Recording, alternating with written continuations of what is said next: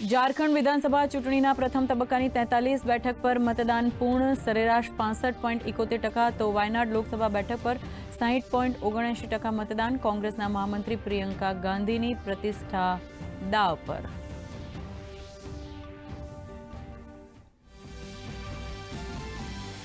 બનાસકાંઠા જિલ્લાની વાવ વિધાનસભા બેઠક પર શાંતિપૂર્ણ માહોલમાં મતદાન પૂર્ણ, સરેરાશ 68.01% મતદાન. તમામ 321 મતદાન મથકોનું કરાયું વેબકાસ્ટિંગ. 23 નવેમ્બરે પરિણામ.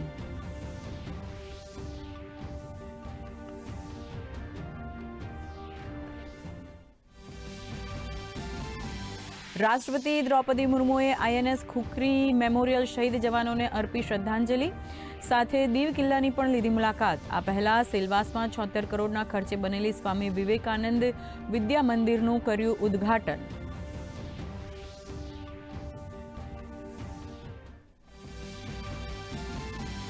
અમદાવાદની ખ્યાતિ હોસ્પિટલમાં 2 દર્દીના મોતના મુદ્દે રાજ્યના આરોગ્ય વિભાગની કડક કાર્યવાહી. ખ્યાતિ હોસ્પિટલને પીએમજેએવાયમાંથી કરાઈ રદ.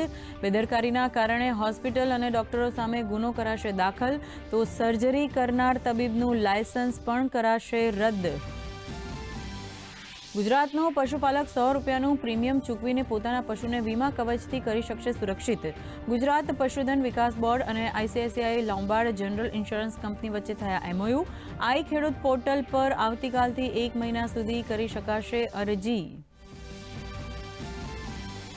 ડિજિટલ લાઈફ સર્ટિફિકેટ અભિયાન 3.0 અંતર્ગત ડાક વિભાગની પહેલ. ઘરે બેઠા પોસ્ટમેનના માધ્યમથી બનશે ડિજિટલ લાઈફ સર્ટિફિકેટ.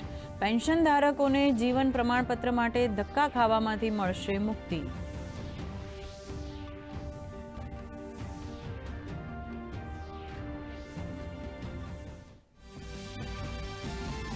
ગિરનારની લીલી પરિક્રમામાં શ્રદ્ધાળુઓનું ઘોડાપૂર. પરિક્રમા દરમિયાન 9 પરિક્રમાર્થીઓના હાર્ટ એટેકથી થયા મૃત્યુ.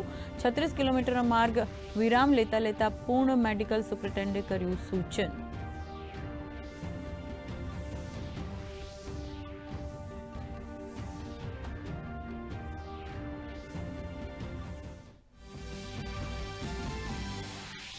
અને ભારત અને દક્ષિણ આફ્રિકા વચ્ચે આજે ત્રીજી T20 મેચ. સાઉથ આફ્રિકાએ ટોસ જીતી પહેલા પસંદ કરી બોલિંગ.